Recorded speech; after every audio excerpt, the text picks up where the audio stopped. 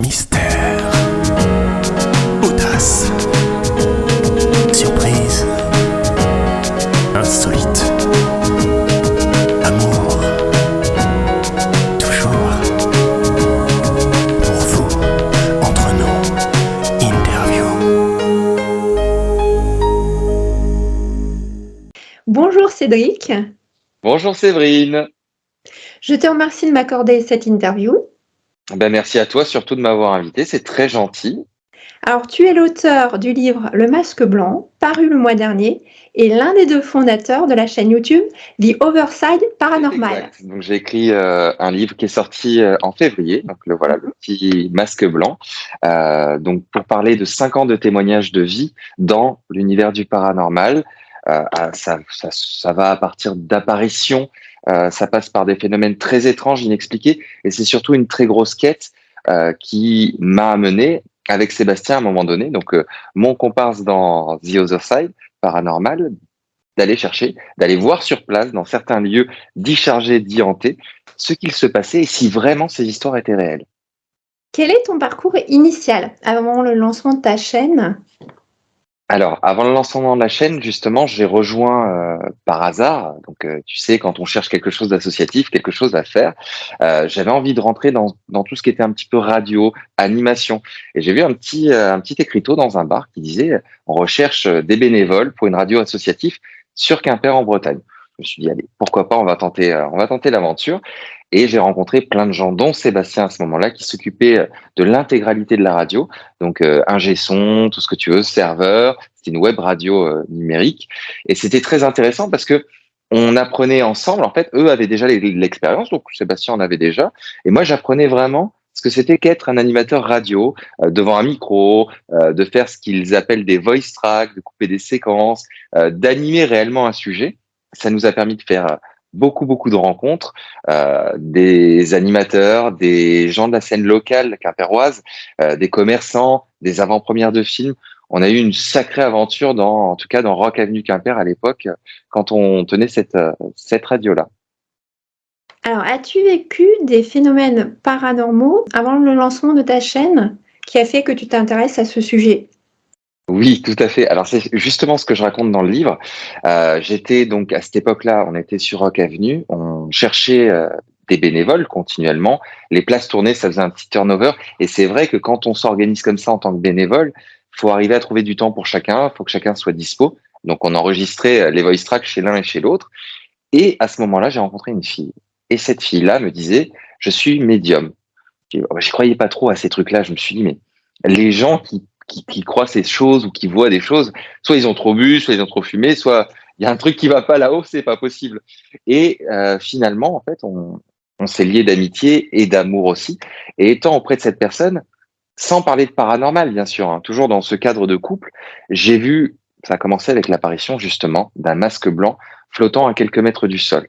Et là, s'est enchaîné énormément de choses, énormément d'apparitions, de ressentis, de petites choses sonores qui étaient incroyables, qui déstabilisent quelqu'un parce qu'on grandit en fait dans une sphère qui est très cartésienne, celle soit du côté catholique, soit du côté scientifique. Et si on dépasse un peu les bords de ces deux catégories, on est pris pour un fou, surtout en France. Pas en Irlande, pas en Angleterre, pas dans d'autres pays auxquels le paranormal est ancré dans la culture. Aujourd'hui, la science ne prouve ni que ça existe, ni que ça n'existe pas. Il y a des pistes qui commencent à arriver via la science quantique, justement. Mais en soi, quand un être humain lambda à qui ça arrive, on est comme tout être humain, on se pose des questions, on a envie de comprendre, on se dit merde, je deviens fou, qu'est-ce qui se passe? Et on fait des recherches, énormément de recherches. Et la première chose que j'ai réussi à trouver en 6 mois de recherche après cette apparition d'un masque blanc, c'est le château de Fougeray. Donc, une émission sur France 2 que j'avais vue, ou sur France 3, pardon, d'Evelyne Thomas et Mon Choix, qui présentait des personnes donc pour parler de paranormal, dont une personne qui s'appelle Véronique Geffroy, donc la propriétaire du château de Fougeray en France. Et à un moment donné, elle lui dit écoutez, qu'est-ce que vous voyez? Vous pouvez nous expliquer qu'est-ce qu'il y a sur ce cliché? Elle lui dit là, on voit une entité qui nous observe arborant un masque blanc. Là, ma surprise a été complètement totale. J'ai eu des frissons partout. Je me suis dit enfin un début de réponse. Et donc, j'ai été dans ce château, le fameux château de Fougeray. D'ailleurs, je fais un petit peu de promo pour Véronique, pour son livre Les Invisibles de Fougeray aux éditions Michel Lafon. Donc, et pour toutes les personnes qui ne connaissent pas ce lieu, et surtout qui sont sceptiques, allez-y, parce que c'est vraiment un changement de vie. Quels sont tes modèles référents dans ce domaine? Alors, mes modèles référents, tu parles d'autres youtubeurs, c'est ça? Youtubeurs ou enquêteurs paranormaux? Alors en fait, j'ai regardé effectivement avant de lancer la chaîne The Other Side Paranormal beaucoup de youtubeurs. Et j'avoue que j'aime beaucoup, comme tout le monde, par exemple, le Grand JD. Grand JD que j'ai connu en regardant ses vidéos, je me suis dit, ah, tiens, c'est super intéressant, c'est bien fait. Mais on va pas au bout des choses. En fait, j'ai pas vraiment de modèle. C'est-à-dire que j'ai regardé peut-être tous les enquêteurs, tout ce qu'ils font, voire au plus critique, c'est-à-dire des acteurs comme Jerry, chasseur de fantômes, qui n'est absolument pas un enquêteur et qui ridiculise ce milieu-là, à des personnes très conscientes. Par exemple, Vanessa de Paranormal Life, donc Grand JD, d'autres personnes qui s'y intéressent avec plus ou moins leur façon de voir. J'ai picoré un petit peu chaque idée de chacun et je l'ai mixé avec notre personnalité, avec Sébastien. Et je me suis dit, on va faire quelque chose qui nous ressemble. Par exemple, la veste de costume que je porte régulièrement dans les enquêtes, c'est du noir, c'est du blanc, les deux côtés, The Other Side, etc. Donc en fait, on s'est créé notre propre univers à nous. On ne voulait surtout pas ressembler à des personnes qu'on aime bien et surtout pas qu'on n'aime pas, mais justement parce que essayer d'être quelqu'un d'autre, c'est se perdre. Et être soi-même, c'est comme ça qu'on réussit les choses. Donc, on a vraiment créé l'identité de A à Z. Bien sûr, en chopant les codes du paranormal avec toutes les vidéos qu'on avait vues, qu'on avait englouties. Et c'est vrai que ça nous a beaucoup inspiré. Quelles sont les relations que tu as donc tissées dans ce milieu? Alors, soit dans le paranormal, soit au cours de tes enquêtes? Eh ben beaucoup en fait. Je parlais de Véronique Geffroy tout à l'heure et son mari, aussi François, avec qui on a tissé, Sébastien et moi, des liens d'amitié. C'est des personnes que j'adore. D'autres youtubeurs, donc Vanessa de Paranormal Life, avec qui on a fait 2 épisodes, qui est juste extraordinaire. C'est bien parce que c'est une personne qui a plus de 10 ans de paranormal derrière elle. Donc c'était un peu comme, tu sais, on était un peu comme des élèves en stage d'un certain côté, parce que nous, on découvrait cet univers-là et on avait une personne qui avait son regard, ses codes. On a toujours eu des divergences avec chacun, mais ça nous a un peu nourri quelque part et on a gardé bien sûr des liens d'amitié avec toutes ces personnes-là. D'autres personnes comme Emmanuel, qui est médium à Huelgoat, qui est méconnu à la base des réseaux, qu'on a rencontré d'une façon très hasardeuse en fait finalement, avec qui du coup, on a fait la moitié d'un épisode ensemble. Juliette aussi du Huelgoat, grand hasard. Une chamane qu'on a rencontrée à la forêt de Brocéliande. En fait, ce que j'ai appris, j'ai parlé en mon nom, pas au nom de Seb, parce que c'est lui le cartésien de la bande et moi plus le croyant. Pour moi, il n'y a aucune rencontre qui est hasardeuse. Et justement, chaque personne qui vient, c'est une nouvelle amitié, mais qui nous amène sur le bon chemin. Le chemin de ce qu'on recherche, où on veut aller. Et bien sûr, il faut éviter les pièges parce que on est aussi tombé sur des personnes qui étaient bien sûr, comment te dire. Pour moi, il y a 90% d'arnaqueurs dans le paranormal. Donc, je parle beaucoup des médiums dans ce côté-là. Il y a des médiums très bons et très bien. Mais il y a aussi, d'ailleurs, dont les plus connus, des gros arnaqueurs qui sont là uniquement pour profiter du deuil de certaines personnes. Et on peut très facilement, dont moi-même au début, tomber dans ce piège-là, avoir des grands yeux comme ça et se dire waouh, c'est fantastique ce qu'ils font. Pourtant, c'est de l'abus de confiance et de l'abus de faiblesse. Une des plus belles personnes qu'on a rencontrées avec Véronique et François, Vanessa, etc., c'est Manu Delpech. Donc Manu Delpech et Lisa. Manu Delpech qui est pour moi le plus grand essayiste de France, le digne héritier de Monique Simonet et de tous ces gens qui ont contribué à la TCI. Il faut savoir que ce monsieur aide les endeuillés justement en faisant de la TCI. Il a plusieurs casquettes, dont pompier volontaire, etc. Mais la TCI, il la fait toujours gratuitement. Il prend de son temps pour faire ces choses-là gratuitement. Donc, on parle vraiment de personnes qui veulent aider les gens grâce au domaine du paranormal, grâce à la TCI, sans demander un centime à ces gens-là. Donc, ceux-là, comme Manu Delpech et Lisa, je leur tire mon chapeau. Je leur dis bravo. Et ça, c'est des gens que j'ai cœur à suivre. Ils ont toute mon amitié, qui pour moi, c'est des gens qui vous font grandir dans ce milieu-là. Et d'ailleurs, c'est les plus intéressants. Donc, on en rencontrera certainement plein d'autres. Mais voilà, on a rencontré beaucoup de monde, mais on voit très vite dans le milieu du paranormal les vraies amitiés, des amitiés un peu transparentes. Donc, quel site souhaiterais-tu enquêter dans le futur Il y en proche? il y en a un paquet, je t'avoue. J'ai déjà réalisé un petit rêve en allant à Greyfriars en Écosse, donc le cimetière de Greyfriars à Édimbourg. Et c'est vrai que Poglévia, par exemple, l'île de Poglévia, en Italie, ça j'adorerais. Donc, l'endroit est chargé et très connu pour l'être. Tu as la forêt des Suicidés aussi, au pied du mont Okigao. Ah, ça y est, je vais perdre le mot, mais en gros, au Japon, je te retrouverai le mot un petit peu plus tard, je pense. Tu as cette forêt-là, tu as la maison des Winchester aussi, aux États-Unis. Tu as énormément de lieux, en fait, où bah, dès qu'on branche la télé, bon, j'avoue, quand on regarde comme tout le monde Ghost Adventure, même si on voit le gros show à l'américaine, un peu fake sur quelques points, mais effectivement, il y a des lieux très intéressants, donc beaucoup d'enquêteurs se sont intéressés, dont ceux-là. Ça, j'adorais. J'ai eu la chance d'aller au Leap Castle en Irlande, mais sans les caméras malheureusement, qui est un lieu qui est très réputé hanté aussi, le château le plus hanté d'Europe. En fait, tous ces gros lieux chargés, j'avoue que j'ai envie de les faire. C'est beaucoup de voyages, c'est aussi beaucoup de dépenses. Donc j'espère que ça viendra au fur et à mesure. Mais oui, l'Italie, en tout cas l'île de Poglévia, me semble une des premières que j'adorerais faire si c'était possible. Le mont, eh ben voilà, Okigahara, je crois, je sais plus. Ça y est, je crois qu'on va me taper dans les commentaires par la suite. Ben, cette forêt est aussi incroyable. Je crois que le Grand JD l'avait fait et avait tenu juste au milieu de la nuit. Mais en fait, le gars est tout seul, donc il est déjà très courageux. Euh, la maison Winchester, carrément, et plein de sites aussi en Amérique du Sud et en Espagne, parce que c'est vrai qu'il y a des plus petites histoires qu'on laisse de côté, mais qui sont aussi folles et aussi importantes. Après, sans parler de lieux internationaux, j'aimerais beaucoup que Sébastien et moi, on ait la chance de pouvoir revivre ce qu'on a vécu dans l'épisode qui va sortir très prochainement, notre épisode 6, où ce sont là, ce coup-ci, des particuliers qui nous ont appelés, qui ne souhaitaient pas, donc qui souhaitaient être anonymes, mais qui ne souhaitaient absolument pas apparaître sur YouTube, mais qui avaient un réel problème avec le paranormal. Et là, on sort un petit peu des clichés des lieux hantés. On est vraiment sur la souffrance d'une famille si je pouvais trouver un comparatif, au Kenfield en Angleterre ou Amityville aux États-Unis.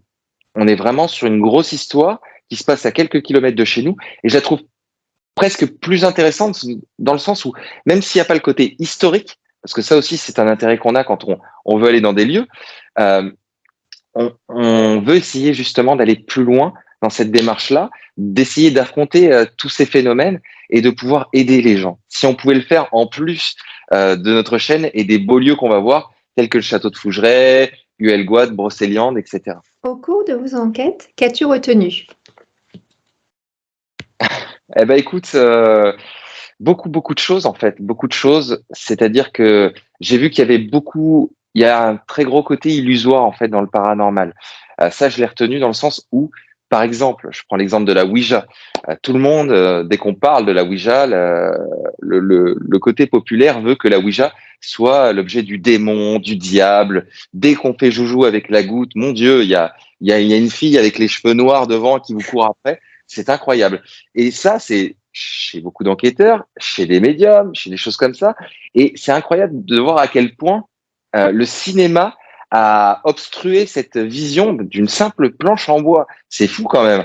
Alors ça, faut savoir que ça reste un support, la Ouija. C'est quelque chose qui nous permet de rentrer en contact avec les entités, comme la TCI le fait avec un dictaphone. Pourtant, un dictaphone, c'est pas démoniaque. Comme une médium qui le fait avec son propre corps en se servant de ce canal. En fait, on ouvre finalement des portes quelque part.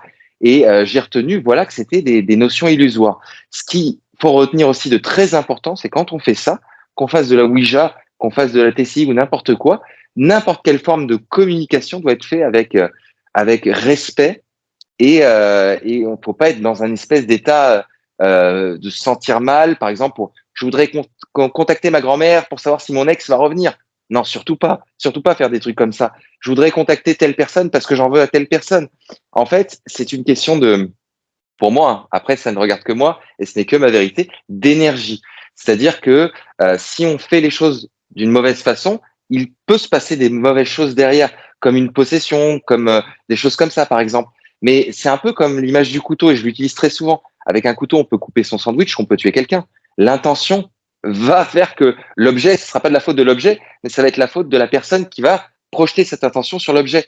Donc déjà de dédramatiser un petit peu sur certains trucs qu'on nous montre dans le cinéma hollywoodien et de se dire que tout est bon à tester pour essayer de prouver ou de rentrer en contact avec nos défunts, prouver que le paranormal existe et surtout de le faire euh, avec bienveillance, en étant bien en soi et de pas partir dans des théories bizarres.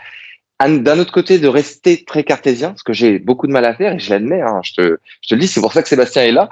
Euh, de pas se dire que dès qu'on entend un bruit, c'est forcément paranormal, ce qui est complètement faux. De prendre du recul, un peu comme surtout, tu fais n'importe quel métier dans la vie, t'as beau avoir 10 ans, tu n'auras jamais forcément raison dans ce que tu vas faire dans ta journée si tu ne te remets pas en question. Quelqu'un qui va rester buté sur ce qu'il fait aura forcément toujours tort. Le but de la vie, c'est ça. La vie nous apprend toujours à nous poser des questions perpétuellement. Et c'est ça la magie de la vie. C'est ça qui est génial. Si on reste se dire, oui, j'ai raison, je veux aller sur ce chemin, c'est là qu'il va arriver les pires choses. Pourquoi? Parce que la vie nous emmènera toujours, essaiera toujours de nous raccorder sur le bon chemin. Mais si on n'écoute pas, et si on n'écoute pas cette petite voix intérieure, c'est là qu'on peut tomber dans le ravin. Donc, la plus grosse chose que j'ai appris, c'est toujours de se remettre en question et de pouvoir faire flancher ses croyances d'un coup, dépendamment des résultats qu'on peut avoir ou des investigations qu'on peut faire. Peux-tu nous dévoiler une anecdote non révélée sur les réseaux? Une anecdote non révélée sur les réseaux. Alors, une anecdote que j'ai révélée dans mon livre, c'est-à-dire que c'est vrai que c'était un peu gênant de l'écrire, mais pourquoi pas. Quand je sortais avec cette fille dont je t'ai parlé au début, où j'ai eu les apparitions, les choses comme ça, eh ben, au bout de 8 mois, elle m'a trompé. Voilà. Donc bon, elle m'a trompé. Sauf que la veille, avec cette connexion, mais bon, du coup, je retise encore pour les personnes qui veulent lire le livre, je l'explique encore un petit peu mieux là-dedans. Donc, n'hésitez pas à aller voir si le sujet vous intéresse, parce que je l'ai dit avec des mots simples, mes mots et toute ma vérité. Donc, tout ce qui est dedans est bien sûr réel. Et la petite anecdote, c'est que la veille au soir, avant qu'il se passe ce qui se passe, j'ai ressenti en moi, en fait, cette personne être avec l'autre personne pendant l'acte. La première réflexion que je me suis faite, c'est mais ça va plus, mon cerveau déconne complètement, je comprends pas, je ressens tout son corps comme si j'étais à sa place. Et puis c'est pas son genre de faire ça, absolument pas. Donc le lendemain, j'avais qu'une envie, c'était de l'appeler et de lui dire écoute, faut que je te raconte une histoire, mais tu vas me prendre pour un fou. Sauf qu'elle ne s'est pas connectée de la journée, juste à 18h, il me semble, si je dis pas de bêtises, ce qui ne lui ressemblait pas. On a eu une longue conversation, nous n'avons pas parlé de ça. Mais bizarrement, après une demi-heure, 45 minutes de conversation, elle m'a expliqué que, donc, à l'heure précise où j'ai ressenti ce que j'ai ressenti, sans lui avoir partagé ce fait-là, elle était effectivement en train de me tromper. Donc, c'était une anecdote assez forte parce que ça a été déjà un bouleversement et comment on peut ressentir des énergies comme ça aussi puissantes d'une personne. Donc, ça, voilà, c'est des remises en cause, mais des choses incroyables. Quels conseils et mises en garde donnerais-tu à de futurs enquêteurs? Alors, conseil, je vais reprendre les mots d'un chanteur que j'adore et que j'ai eu la chance d'interviewer justement. C'est tout le monde peut devenir enquêteur. Du jour au lendemain, vous n'avez pas besoin de super matos, de super trucs. Ça vient au fur et à mesure. Comme disait ce chanteur, tu as une caméra, donc tu peux filmer. De dire qu'il n'y a pas d'équipement, c'est une excuse. Mais donc, ça veut dire quoi? Ça veut dire de le faire par passion. D'abord en premier lieu, avant de le faire pour les likes, pour les vues, pour les abonnements et tous ces trucs-là. Deuxième conseil que je peux donner, c'est vraiment, je le redis encore une fois, de faire les choses avec le cœur, même si ça venait de mon premier conseil, de le faire avec passion, avec le cœur et surtout d'éviter les pièges. Faites ça avec des personnes en qui vous avez confiance. Ne laissez jamais entrer d'autres personnes qui pourraient travestir la vérité de votre recherche ou de votre quête. Et ça, c'est ce que j'ai trouvé chez Seb. Une fois que vous avez ces ingrédients-là, rien ne peut vous empêcher de tenter tout ce que vous avez envie de tenter pour vous lancer dans des investigations. Ce n'est interdit à personne. Et aussi, petit point, n'écoutez pas forcément tous les grands zététiciens qui veulent essayer de vous prouver par A plus B que ça n'existe pas parce qu'ils n'ont aucune preuve. Autant que nous, les croyants. Quand je dis nous, je parle de moi, non de Seb. Parce que Seb, c'est plutôt le sceptique. Mais de vous faire confiance, de faire attention dans les lieux dans lesquels vous allez, de pas faire comme certains enquêteurs que je connais qui sont complètement irrespectueux, toujours demander l'autorisation à un lieu avant d'y aller, ne jamais péter des fenêtres. Je connais beaucoup d'urbexeurs ou d'enquêteurs, ils demandent toujours l'autorisation dans des lieux abandonnés, on se renseigne, ça appartient toujours à quelqu'un. Et puis, si vous n'avez pas l'autorisation, eh ben tant pis. Entrer par effraction dans un endroit, c'est comme si on entrait par effraction chez vous. Donc déjà, votre enquête sera complètement biaisée et vous risquez d'avoir de très mauvaises rencontres. D'ailleurs, aussi éviter de faire des mauvaises rencontres. C'est jamais facile dans un lieu où on va, mais généralement, quand on a une autorisation, on met de côté certaines choses comme ça. Donc voilà. Mais pour globaliser un petit peu tout ce que je dis, faites-le avec passion et allez-y avec le cœur. Voilà. Peux-tu nous parler de ta journée type de travail au niveau en tant que créateur de contenu? Alors, elle est très différente chaque fois parce que je suis en charge, en fait, si tu veux, de trouver des lieux, donc de regarder beaucoup de vidéos, d'appeler des propriétaires. Des fois, ben, on parle bien sûr de youtubeurs encore aujourd'hui. Tant qu'on n'est pas France 3, on nous dit que le lieu est pas hanté. Quand on est France 3, on nous dit que le lieu est hanté. Enfin bon, voilà. En gros, le travail le plus dur, c'est quand on va aller appeler des propriétaires en étant youtubeur, ben on se reçoit souvent des non parce que on est très qualifié comme chasseur de fantômes. Et d'ailleurs, je parlais des autorisations. Beaucoup, pour rester poli, ont fait de la merde en ce terme-là. Donc, ils ont dégradé cette image dans le paranormal, comme le fameux Jerry dont je parlais, qui se promène en string dans des lieux hantés. Incroyable. Donc, quand il y a des gens sérieux qui recherchent ce genre de choses, ben, c'est bien dommage et c'est triste. Donc, forcément, je le redis, le paranormal a une très mauvaise image en France. Maintenant, il y a des lieux qui s'accordent à nous dire oui. Alors, c'est du boulot, faut les appeler, faut noter les numéros, faut se dire, ben, on essaye de se caler un rendez-vous qui nous convienne ensemble. Il faut que la personne soit d'accord avec le contenu aussi qu'on propose. Donc ça, c'est mon domaine. Sébastien m'envoie les roches brutes.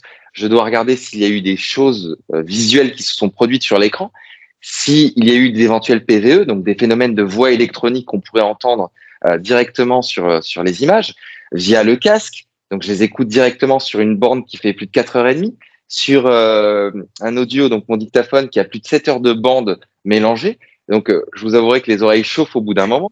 Mon rôle aussi, c'est celui de faire les voix off, donc la petite voix très douce qui parle presque en ASMR sur le reportage, d'autres petites choses comme ça. Alors Seb a beaucoup plus de boulot que moi, un boulot complètement fou. Lui, c'est plus tout ce qui est partie montage, et ça, c'est le plus gros boulot généralement dans ce qu'il fait. Il passe des 8 heures par jour à faire, comme on disait en antenne, de la colorimétrie, de l'assemblage. C'est quelqu'un de très perfectionniste, donc il fait des super trucs, mais c'est énormément de taf pour lui.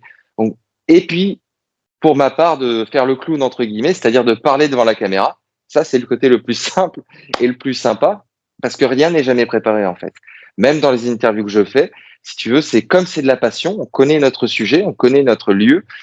Des fois, on aime se faire surprendre par l'histoire, donc ce qui crée la spontanéité des questions. Des fois, on a envie de se renseigner un peu plus, comme on l'a fait un peu sur le château de Fougeray, parce qu'il existe énormément de vidéos. La toute première fois en 2017, quand on y a été. Mais c'est toujours, en fait, on trouvera toujours des questions à donner, à dire, à poser sur des choses qui nous intéressent. Et c'est là que la passion prend le dessus. Il n'y a pas besoin de prompteur, pas besoin de ces choses-là. C'est la spontanéité. Voilà. Donc c'est un petit peu nos rôles dans The Other Side. Et Sébastien commence aussi à venir devant la caméra parce que c'est quelqu'un de très bien. C'est quand même quelqu'un qui a fait la radio juste avant moi, qui s'exprime très bien aussi et qui a des questions très pertinentes que les gens attendent. Pas que les questions du croyant, mais les questions aussi du sceptique. Autre rôle que j'ai, c'est parce que je développe de plus en plus mon intuition.